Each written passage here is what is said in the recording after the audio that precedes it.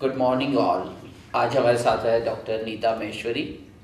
आप बहुत qualified person है। आप एमकॉम है, एमबीए है, कॉमर्स में ही आपने पीएचडी भी किया है। और ख़ास बात ये है कि आप पिछले 15 सालों से एजुकेशन में हैं, एकेडमिक साइड में हैं, कॉमर्स और मैनेजमेंट की बहुत समझ रखते हैं और एक पैशनेट टीचर्स है, एक पैशनेट प्रोफेसर है। और मैं आपसे ये जानना चाहूँगा डॉक्टर नीता, अब इन दिनों राजस्थान बोर्ड के एग्ज़ाम चालू होने वाले हैं, सीबीएसई बोर्ड के एग्ज़ाम चालू होने वाले हैं, आईसीएसई बोर्ड के एग्ज़ाम चालू होने वाले हैं। बच्चों को न्यूमेरिकल सॉल्व करने में, मैथमेटिक्स सॉल्व करने में बहुत प्रॉब्लम आती है। तो मैं आपसे ये जानना चाहूँगा कि इस प्रॉब्लम को बच्चे कैसे फेस करें, क्योंकि मेरा ऐसा मानना है कि माइंड भी दो तरह का है, एक लॉजिकल माइंड है और एक क्रिएटिव माइंड है।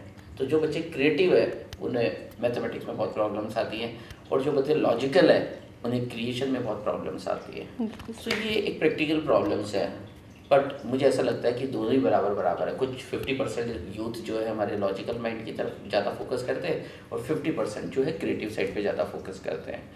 तो अब प्रॉब्लम ये है कि जो क्रिएटिव साइड पे जो बच्चे फोकस कर रहे हैं उनको मैथमेटिकल एबिलिटी उनकी कम होती है, क्योंकि माइंड फोकस दूसरी जगह है।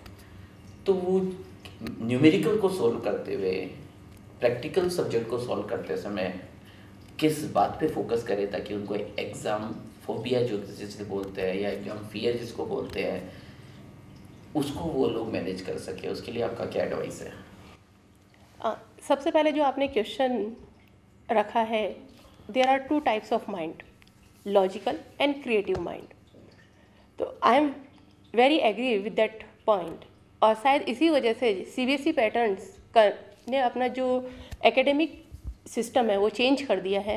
Now they are having a CCE pattern, जिसमें 50% डिपेंड करेगा आपके एकेडमिक स्किल पर और 50% डिपेंड मार्क्स आपके सिक्योर करेंगे ऑन योर क्रिएटिव स्किल।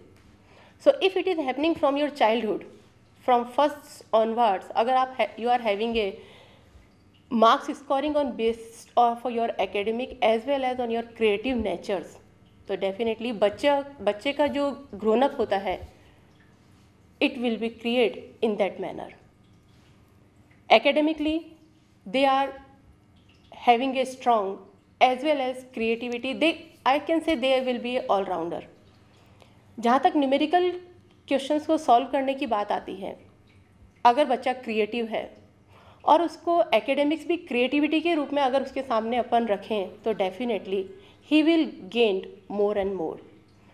अगर बच्चे का बेसिक क्लियर है, अगर बच्चे की फाउंडेशन स्ट्रांग है और हर चीज़ अगर उसे अपन सिंस वेरी बिगिनिंग लॉजिकली अगर अपन उसे समझाते हुए करने को प्रेरित करें, तो नो डाउट अभी जो एग्जामिनेशन फोबियो करके 10th 11th बोर्ड के एग्ज़ाम में जो नज़र आता है वो धीरे धीरे करके बहुत कम हो जाएगा, बहुत easily. Now we are having a enough resources, और हर पेरेंट्स अपने बच्चे को हर तरह के रिसोर्सेज को जितना जल्दी हो सके प्रोवाइड करना चाहता है। But is it right that we are providing a resources on the right time, या फिर समय से पहले ही आप उन्हें कुछ इस तरह के रिसोर्सेज दे देते हैं जिसका वो मिसयूज़ करना सीख जाते हैं। Like numerical problems में I will say about the calculators. Till 12th we are not allowing to use the calculator in the examination time. But due to the negligence of the parents, I will say they are not really attentive on that manner. और जब calculator आपके पास नहीं है और अगर आपको tips पर कोई कैलकुलेशंस करनी है तो you are unable to do it. Questions आपके एग्जाम में आता है, you are unable to understand but you are unable to attempt it, and that is the only reason. And if we are having enough practice without using the calculators, definitely you will get the key points how to make your calculations easy and more easy. And I think that is the only way. If we are a mathematics background, if we are a accounts background, if we have to solve the numericals, then practice is the only key point which are able to make the calculations easy. बहुत सही कहा doctor Nita Biyani आपने। मुझे लग रहा है कि आपने सही कहा है, practice makes a man perfect. लेकिन मैं आपको बताना चाहूँगा कि जो मैंने एक्सपीरियंस किया है कि perfect practice makes a man perfect. आपको प्रैक्टिकल्स करने हैं, आपको सही तरीके से करने हैं। अगर आपके पास क्रिएटिव माइंड है तो ये आपके एसेट है।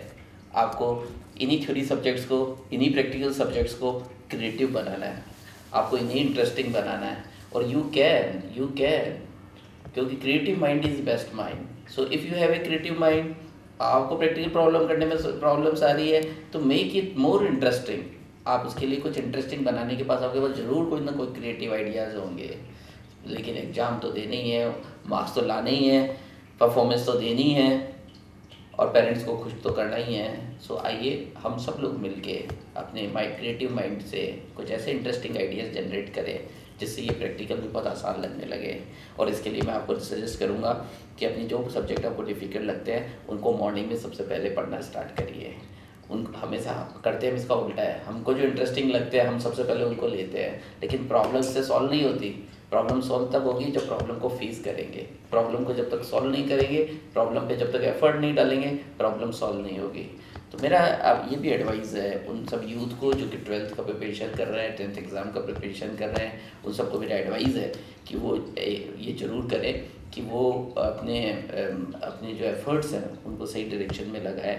वो रोज़ाना कुछ जो सब्जेक्ट उनका वीक हो उसके ऊपर सबसे ज़्यादा स्ट्रेस करें। मॉर्निंग में उठते ही जो अगर प्रैक्टिकल वीक है तो उस पर वर्क करें। और ज़्यादातर जिस बात पे ध्यान देने की ज़रूरत है, जो मुझे लगता है, कॉन्सेप्ट पकड़ना सीखिए और एक थ्योरी पे पूरा इत्मीनान कर लीजिए। वो एक जो सबसे पावरफुल कॉन्सेप्ट है वो पावरफुल कॉन्सेप्ट अच्छे से क्लियर कर लीजिए, क्योंकि ये ही सबसे बड़ी बात है जहाँ यूथ मिस्टेक करता है। ये सबसे बड़ी बात मैं आपको बता रहा हूँ। Every action will give equal and opposite reaction. Whatever you will give, you will get accordingly. तो अगर आप पढ़ेंगे तो आपको समझ में आएगा ही आएगा। लेकिन ये भी ध्यान से दिखिएगा, सही तरह से पढ़ रहे हैं ना, मेनली राइटिंग तो नहीं कर रहे, सिर्फ बोल तो नहीं रहे, मन, दिमाग, बॉडी क्या एक साथ इकट्ठे हो गए? अगर ये एक साथ हो गए और 100% पढ़ेंगे और 100% सही डायरेक्शन में काम करेंगे तो मान के चलिएगा 100% सक्सेस मिलेगी। आप सब लोगों को बोर्ड के एग्जामिनेशन में सक्सेस के लिए मेरी हार्दिक शुभकामनाएं।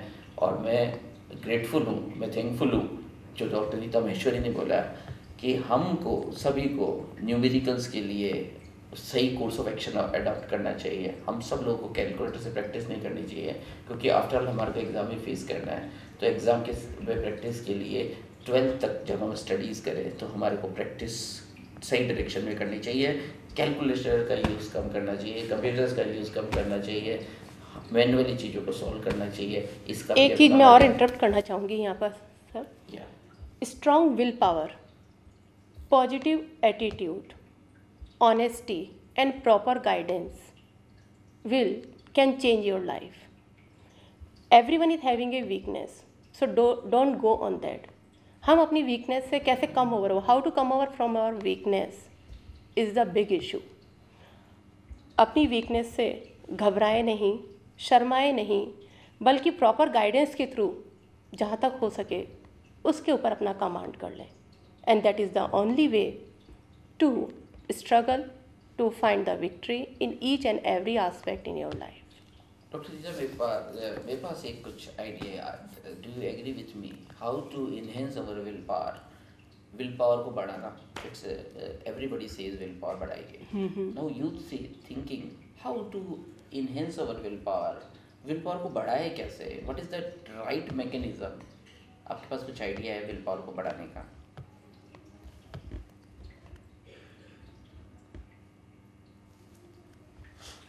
To increase your willpower